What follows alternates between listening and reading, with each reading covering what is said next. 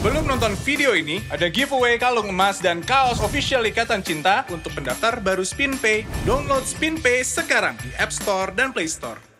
Maka dia akan mendapatkan balasan kebaikan sesuai dengan kebaikan yang dia lakukan. Dan setiap orang yang berbuat keburukan,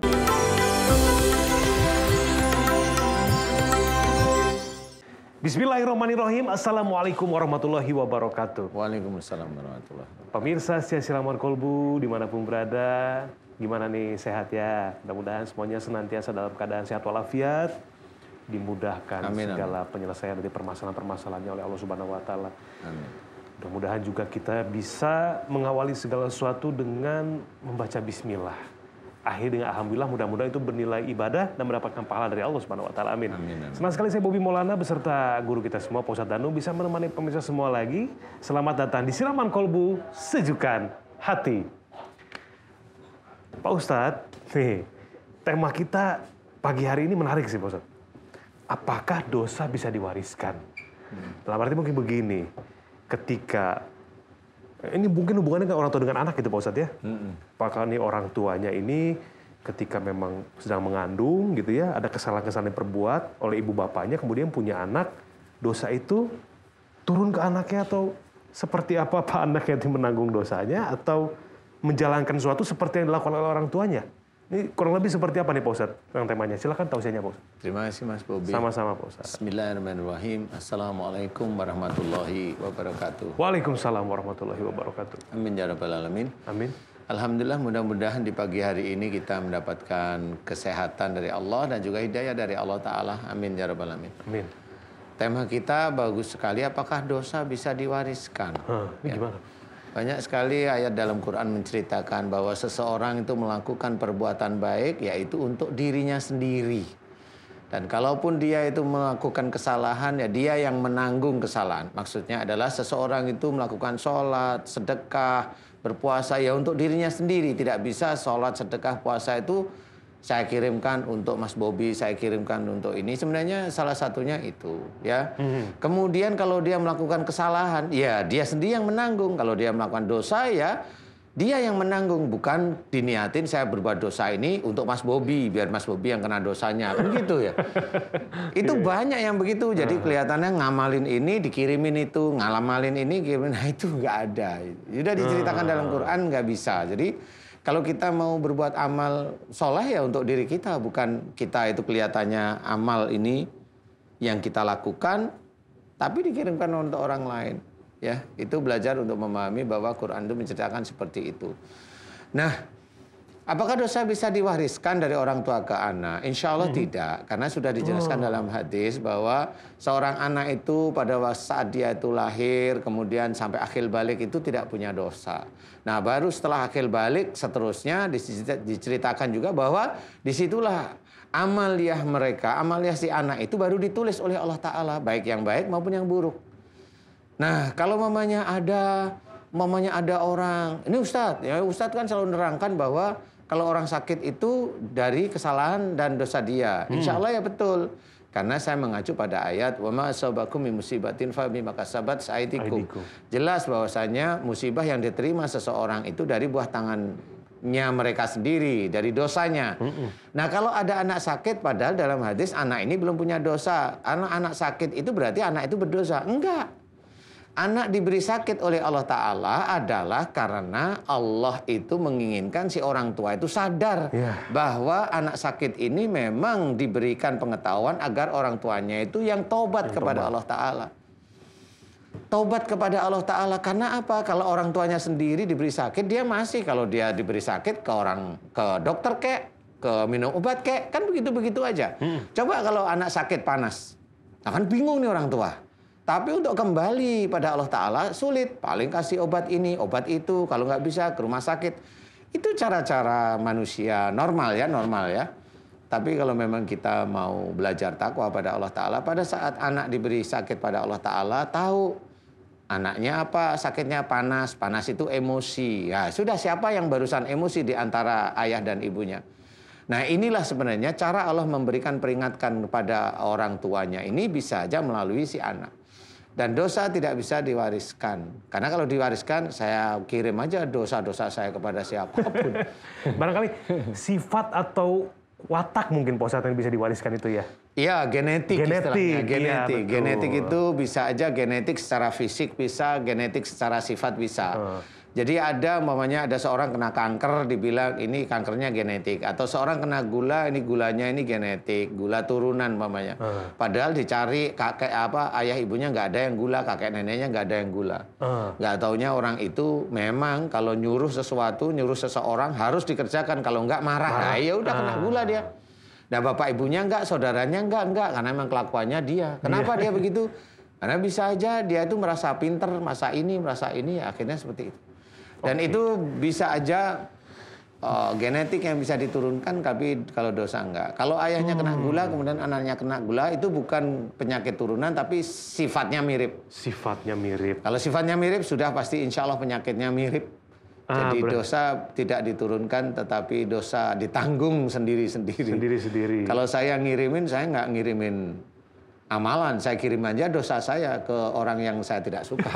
Saya ngerjain sesuatu tapi saya niatkan untuk si itu gitu aja ya. Iya. Mudah-mudahan ini bisa menjadi gambaran bahwa anaknya sakit itu dari kita sendiri orang tuanya. Mohon ampunlah kepada Allah Ta'ala, dan dosa-dosa kita yang menanggung. Ingat, kita yang menanggung. Dan kalaupun kita bertobat pada Allah Ta'ala, Allah akan mengampuni tobat yang orang yang dikehendaki. Ingat, orang yang dikehendaki. Siapa orang yang dikehendaki? Adalah orang yang belajar taat kepada Allah Ta'ala. Mudah-mudahan ini bisa menjadi manfaat. Allahu a'lam. Allahu a'lam. Masya Allah Pak Ustadz, luar biasa. Terima kasih tausiahnya Pak Ustadz.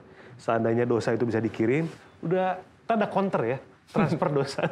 Bukan transfer kuota, transfer dosa.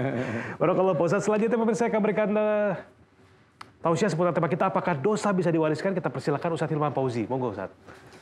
Salatullah, salamullah ala toha rasulillah, salatullah salamullah ala yasin habibillah. Bismillahirrahmanirrahim.